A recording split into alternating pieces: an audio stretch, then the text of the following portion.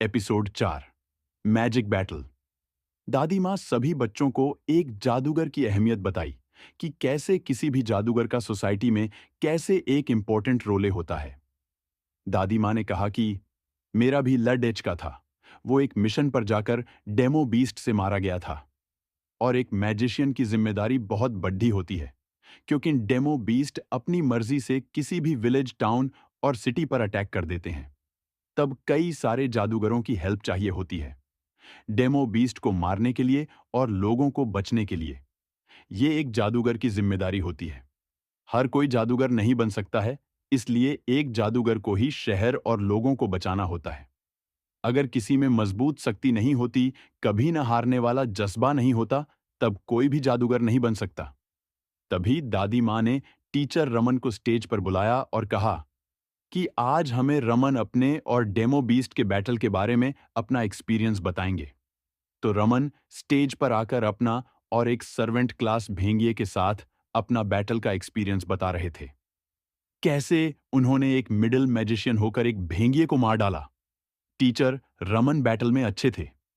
उनकी बातें सुनकर बच्चों को डर लगने लगा कि कैसे उस भेंगिए ने बिना किसी रहम के 5 मैजिशियंस को मार डाला। उनकी बातें सुनकर कई बच्चों ने तो एक जादूगर बनने का सपना छोड़ ही दिया था। उन्होंने सोचा, जान है तो जहां है। पर विवेक और रोनी बिल्कुल नहीं घबराएं। वो एक स्ट्रांग मैजिशियन बनना चाहते हैं जो कि किसी से भी नहीं हारे। टीचर रमन के बाद टीचर सुशील आए। टीचर सुशील ने बताया कि मैजिक के बारे में बताया कि मैजिक कितने टाइप का होता है।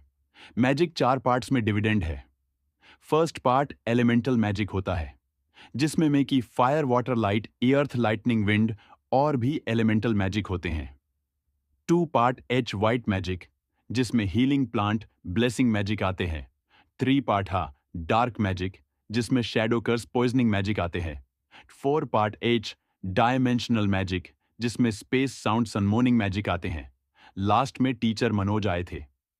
टीचर मनोज ने मैजिक की कुछ बेकार सी थ्योरी बताई थी, जिसे सुनकर विवेक के अलावा सभी बच्चे बोर हो गए थे। बाद में एक आदमी एक ट्रे में एक ट्रांसपेरेंट क्रिस्टल स्टोन लेकर आया। टीचर मनोज ने कहा कि ये टेस्ट अवेकनिंग स्टोन है। इस पर सभी बच्चे एक एक करके अपने खून की एक बूंद डालेंगे। अगर ये क्रिस्टल स्टोन चमकने लगा तो आपका टेस्ट सक्सेसफुल हो जाएगा, और ये जिस भी कलर में शाइन करेगा तो आपका वो मैजिक आंखें करने की 70% पॉसिबिलिटी है। अवेकनिंग टेस्ट में एक अच्छी बात थी कि अगर कोई एक बार फेल हो गया तो वो सेकंड टाइम पास हो सकता है।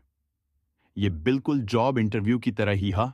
अगर कोई एक जॉब के इंटरव्यू में फेल हो गया तो किसी और कंपनी या उसी कंपनी में सेकंड तरह में वो पास हो जाएगा। मैजिक अवेकनिंग टेस्ट अब स्टार्ट हो गया था, जिसका सभी को वेट था। दादी माँ ने अपने हाथों में एक लिस्ट पकड़ दी हुई थी, जिसमें सभी बच्चों के नाम थे। तो सबसे पहले करिश्मा नाम की एक लड़डचकी का टर्न था। करिश्मा अपना नाम सुनकर काफी शोक हो गई। वो अभी अभी अपने दोस्तों को कलम डाउन होने के लिए कह रही थी। उसके दोस्त काफी नर्वस थे।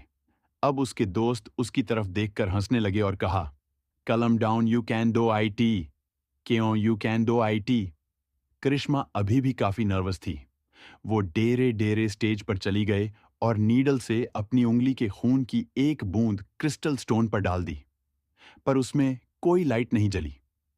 करिश्मा अपना रिजल्ट देखकर काफी उदास हो गई थी।